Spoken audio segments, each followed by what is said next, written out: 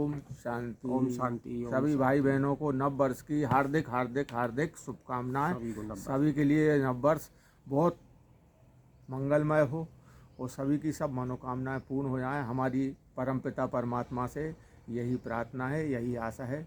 सभी भाई बहनों की सर्व मनोकामनाएं पूर्ण हो जाएं, सब खुश रहें, प्रसन्न रहें। ओम शांति।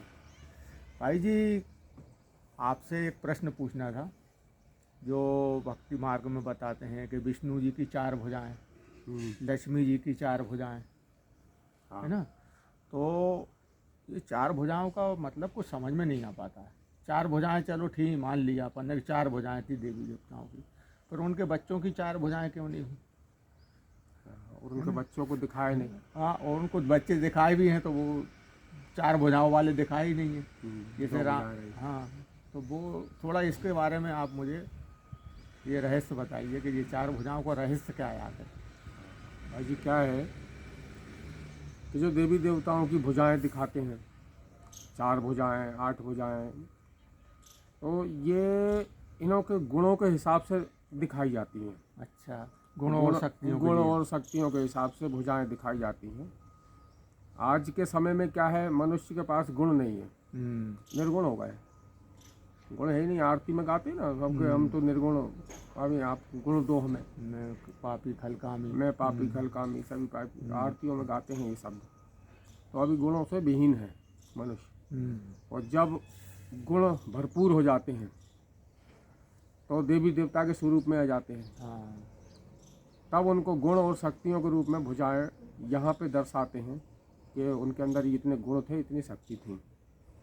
तो जो लक्ष्मी नारायण का भुजाएं जो दिखाई गई हैं, 2 भुजाएं लक्ष्मी जी की हैं, 2 भुजाएं विष्णु जी की हैं। उसका क्या तात्पर्य? और इन दोनों को मिला के एक स्वरूप बनाया गया है, वो है विष्णु। लक्ष्मी और नारायण को दोनों को ज्वाइन करके एक बना दिया। वहाँ पे ये भान बताया गया है कि नर नारी और नर एक समान है। तो दोनों को लक्ष्मी और नारायण को मिलाया है, उसको विष्णु रूप बनाया गया है। अच्छा, ये 4 भुजाओं का अर्थ क्या है? 4 भुजाओं में किस चीज का प्रतीक है ये 4 भुजाएं? 4 भुजाएं देखिए, उनकी जो एक तो कमल पुष्प दिया हुआ है। लक्ष्मी जी के हाथ में भी देखना कमल पुष्प रहता है, विष्णु जी के हाथ में भी कमल पुष्प। कमल पुष्प पवित्रता का प्रतीक है, क्योंकि कीचड़ में कमल ही खिलता है। मतलब परिवार में रहते हुए, घर गृहस्थी में रहते हुए पवित्र रहते हैं देवी देवता। जी हाँ, जैसे कीचड़ में कमल पुष्प रहता है ना, खिला हुआ ऊपर रहता है, कीचड़ में नहीं मिलता है। ऐसे ये कलयुगी रूपी जो परिवार की जो भी चीजें भरी हुई हैं सब साथ में, और इसमें रहते हुए पवित्र रहना है हमको जीवन। मतलब जी हमें वो एक वो बताया है कि इस राह पे चलो आप। हाँ, इस प्रकार से वो चले। और कीचड़ कहाँ मिलेगी? कीचड़ ये संसार में ही है, संसार में गृहस्थ में रहेगी। गृहस्थी में जो फंसा हुआ है, बोलते हैं भंवर जाल में फंसा हुआ है, कीचड़ है ये पूरा। इसमें फंसे हुए ही काम होगा ये। बाहर जाके जंगलों में जाकर के पवित्र बनना। कमल तो कीचड़ में ही खिलेगा। ना तो जंगल में खिलता है, ना पठार पे खिलता है, कमल कीचड़ में ही खिलता है। उसका स्वरूप वही है, कीचड़ में खिलता है। हाँ, मतलब कीचड़ में रहने के बावजूद भी कमल के पुष्प के समान पवित्र रहना है। जी हाँ, आपको हमको सबको वैसे ही पवित्र बन के रहना है। मतलब एक गुण तो ये होगा, एक भुजा में जो दिखाया है। जी हाँ, ये अब दूसरा गुण जैसा शंख बताया। शंख का क्या मतलब हुआ? शंख का मतलब होता है ज्ञान का शंख बजाना। मतलब जो भी ज्ञान हमें प्राप्त हुआ है, उसको और लोगों को सुनाना या परमात्मा रूपी जो ज्ञान है, परमात्मा जो ज्ञान हमको बतलाता है, वो उससे नॉलेजफुल होना है, ज्ञान से भरपूर होना है। क्योंकि ज्ञान सागर परमपिता परमात्मा होता है। तो वो जो हमको नॉलेज देता है, ज्ञान देता है, उसको धारण करके हमको भरपूर होकर के और भी सर्व आत्माओं को ये ज्ञान सुनाना का कार्य ही शंख बजाने का कार्य होता है, शंख ध्वनि। इस ज्ञान पे सभी का अधिकार है कि सभी परमपिता परमात्मा के बच्चे हैं। जो ज्ञान परमात्मा ने हमें दिया है वो उनके सभी बच्चों को मिलना चाहिए, सबका अधिकार है। तो ये शंख ध्वनि का मतलब ये होता है कि शंख ध्वनि ज्ञान की अलख जगाना। अच्छा, है ना, अलख निरंजन, वो साधु संत भी आते हैं, तो ज्ञान की अलख जगाना। अच्छा, अब तीसरा एक भुजा में बताया है चक्र। जी हाँ, है ना?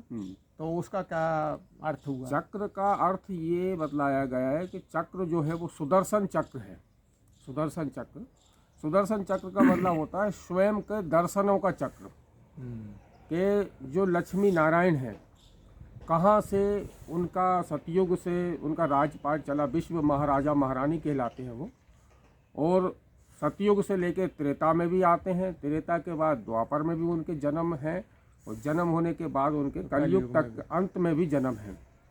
तो इसलिए वो चित्र में बतलाते हैं ना, ब्रह्मा जी विष्णु की नाभि से उत्पन्न हुए कमल पुष्प में, तो प्योरिटी जो धारण की है वो ब्राह्मण ने की है। ब्राह्मण मतलब ब्रह्मा, वो प्योरिटी कमल पुष्प पे दिखाई गई है। और विष्णु जी जो जहाँ बिल्कुल सुख चैन में लेटे हुए हैं बिल्कुल, तो वहाँ सतयुग का सीन है, वो बतलाया गया है कि सतयुग में सुख, और ये चारों गुण आ जाते हैं। हाँ, तो ये जो आत्मा है लक्ष्मी और नारायण वाली, यही लक्ष्मी नारायण बनते हैं और फिर लास्ट में आके ब्रह्मा बनते हैं। ब्रह्मा और सरस्वती, ब्रह्मा का स्वरूप कलयुग में बताया, ब्रह्मा सरस्वती कलयुग में, और सतयुग में लक्ष्मी नारायण। तो इनका जन्म जो है, इनका सुदर्शन जानने के लिए कि ये सुदर्शन इसके हाथ में दिया हुआ मतलब है। सृष्टि चक्र का पूरा ज्ञान, सृष्टि में आपने कहाँ कहाँ जन्म लिए वो स्वयं का दर्शन करना, स्वयं के दर्शन करने के लिए उसके हाथ में सुदर्शन चक्र दिया हुआ है कि इनका सुदर्शन चक्र पूरे चारों युगों में चलता है, इनके जन्म बाई जन्म। इसलिए वो सुदर्शन चक्र बतलाया गया कि आपने सुदर्शन चक्र को कौन जानता है, वो जानता है। अच्छा, बाकी उनके परिवार के जो वंशज हैं वो हम सब बच्चे हैं। हाँ, जब वो जानते हैं तो हम भी जानेंगे, हम भी जानेंगे। वो हमारे पूजनीय हैं, हम उनके वंशज हैं, लक्ष्मी नारायण के पूर्वज हैं हमारे, हम उनके वंशज हैं हम लोग। अच्छा, चौथा है कि गदा, शंख चक्र गदा पद्म, तो ये गदा का क्या तात्पर्य हुआ? गदे का शक्ति के स्वरूप में बताया गया है कि शक्ति जो निर्णय की शक्ति होती है, ये आपको क्या निर्णय करना है, क्योंकि आत्मा एक सही निर्णय करती है। तो हम जो निर्णय करते हैं, निर्णय शक्ति के रूप में गदा को दिखाया गया है। निर्णय शक्ति जो है हमारी, वो गदा के रूप में। गदा मतलब जो भी जो विकार आ रहे हैं, जो परेशानी आ रही, परिस्थिति आ रही है, उनको गदा के नीचे दबा दो, गदा के नीचे दबा दिया, जमीन मतलब उनको उभरने ना दिया जाए, जी, है ना, उस पर नियंत्रण रखना, उस पर कंट्रोल रखना, वो गदा का अलंकार दिखाया गया है। और निर्णय करना कोई भी चीज़ का। तो ये लक्ष्मी और नारायण की विष्णु रूप की जो आपने बताई भाई जी, बड़ा अच्छा लगा जी। और मैं एक प्रश्न और है, ये तो आपने लक्ष्मी नारायण के बारे में बताया, अब दूसरा प्रश्न ये है, जैसे देवी माताओं की अपन पूजा करते हैं नवरात्रि में, उनकी 8 भुजाएं बताते हैं, उसका कुछ समझ में नहीं आया। यही बतलाया गया, देखो क्या है, जो आत्मा है हमारी देवी रूप में, हम आत्मिक स्थिति में रहते हैं, तो आत्मा के गुण, जो परमात्मा जो परमात्मा है, वो आके हमको यही स्मृति दिलाते हैं कि तुम आत्मा हो और तुम्हारे अंदर जो गुण हैं वो 7 गुण हैं, 7 गुण, 8 शक्तियाँ, 7 गुण और 8 शक्तियाँ हैं। तो गुणों के स्वरूप को हम जैसे देखते हैं, किसी के चेहरे पे मुस्कान अच्छी रहती है, किसी के चेहरे पे अलग प्रकार की मुस्कान है, तो वो उसमें गुण हमको समझ में आते हैं कि यार इसका गुण ये बनावटी मुस्कान है या रियल मुस्कान है सदा के लिए। मतलब जो वो उसमें बताई हैं 8 भुजाएं बताई हैं, वो 8 शक्ति की प्रतीक है। 8 शक्तियाँ, 8 प्रकार की शक्तियाँ थी उनके अंदर, देवियों के अंदर। तो वो शक्ति दिखा तो नहीं सकते, तो भुजाओं के द्वारा दिखाई जाती है, उनमें अस्त्र शस्त्र देते हैं, भुजाओं के रूप में दिखाते हैं। और जो शक्ति देवी के रूप में दिखाया गया, क्योंकि देवता की 8 भुजाएं नहीं दिखाते हैं, हाँ, देवी की बताते, देवी की 8 भुजाएं इसलिए दिखाते हैं क्योंकि जो नारी में जो शक्तियाँ होती हैं वो 8 प्रकार की, अलग अलग प्रकार की होती हैं, अनेक शक्ति होती हैं नर की अपेक्षा। अच्छा, इसीलिए उसका वर्णन करते हैं शिव शक्ति। हाँ, शिव शक्ति, मतलब जो परमपिता परमात्मा शिव है, उसकी शक्ति को किस प्रकार से दर्शाया जाए, तो वो स्त्री के रूप में वो शक्ति दिखाई जाती है, नारी के रूप में दिखाई गई है। तो नारी में ये सब सहन शक्ति है, परखने की शक्ति है, परख मतलब स्त्री जो है बहुत जल्दी परखती है, निर्णय करने की शक्ति भी तुरंत को सार में समाने की, मतलब 8 प्रकार की शक्तियाँ जो बताई हैं परमात्मा ने, वो उसके अंदर होती हैं। देवी जी को शक्तियों के रूप में 8 भुजाएं दिखाई दी हैं। अच्छा, उनका जैसे वाहन बताते हैं, किसी देवी का शेर का वाहन बताते हैं, किसी का कोई, जो शेर का वाहन का मतलब कि स्त्री शेर के ऊपर सवार होकर चल सकती है, कोई भी देवी बुद्धि से जो है शेर, मतलब एक बोलते हैं ना शक्ति जो होती है शेर की, मतलब मैं मतलब शेर पे भी सवारी कर सकती हूँ मैं किसी भी चीज़ में, वो बताया गया। अच्छा, वो शेर की सवारी का मतलब ये तात्पर्य है कि इस संसार रूपी भवसागर में किस प्रकार से निर्णय करके और शक्ति प्रभाग पूर्वक मतलब अपना जीवन चला करके नहीं वो विजय प्राप्त करी थी। कलयुग रूपी ये संसार में असुरों का वध करते दिखाते हैं उसमें, तो उसका तात्पर्य ये हुआ। जैसे अब ब्रह्मा जी के भाई जी 4 सिर दिखाए जाते हैं, उसका क्या तात्पर्य हुआ ब्रह्मा जी के? ब्रह्मा जी के जो और चार ब्रह्मा सिर- जी को दाढ़ी मूछ दिखाते हैं, बाकी किसी देवी देवता को दाढ़ी मूछ नहीं दिखाई जाती। काली मुझ का भी और ब्रह्मा जी का जो है बतलाया गया है, चार सिर जो दिए हुए हैं कि चारों युग में, चारों युगों के प्रतीक हैं। चारों युगों के प्रतीक हैं। और इनका जो ज्ञान है, जो परमात्मा रूपी ज्ञान ब्रह्मा को मिला है, वो चार वेदों के रूप में। चार वेदों के रूप में ज्ञान दिया गया है। तो चारों वेद चारों दिशाओं में, कोई भी दिशा ना छूटे, चारों दिशाओं में ब्रह्मा मुख से ये ज्ञान मतलब है पहुंचाया गया है सब जगह, सारी आत्माओं को इसीलिए ब्रह्मा वो मुख से ब्रह्मा ज्ञान का मिला हुआ है। चार सिर दिखाए जाते हैं चारों दिशाओं में, है ना। और ब्रह्मा जी के बारे में बताते अच्छा, हैं, जैसे दाढ़ी और मूछ बताते हैं, बाकी किसी देवी देवता की नहीं बताते, उसका क्या तात्पर्य है? दाढ़ी मूछ देखो ये क्या है, विकारों का स्वरूप होता है। दाढ़ी मूछ जो रहते हैं कि कलयुग में जो विकारी मनुष्य हो गए हैं, तो विकारों के कारण दाढ़ी मुख उत्पन्न होते हैं। और कलयुग लास्ट में ही दाढ़ी मूछों का बताया गया, तो उससे समझ में आना चाहिए कि ब्रह्मा कहाँ है। सतयुग में है नहीं है, त्रेता में है नहीं, द्वापर में नहीं है, कलयुग लास्ट में ब्रह्मा ही आते हैं।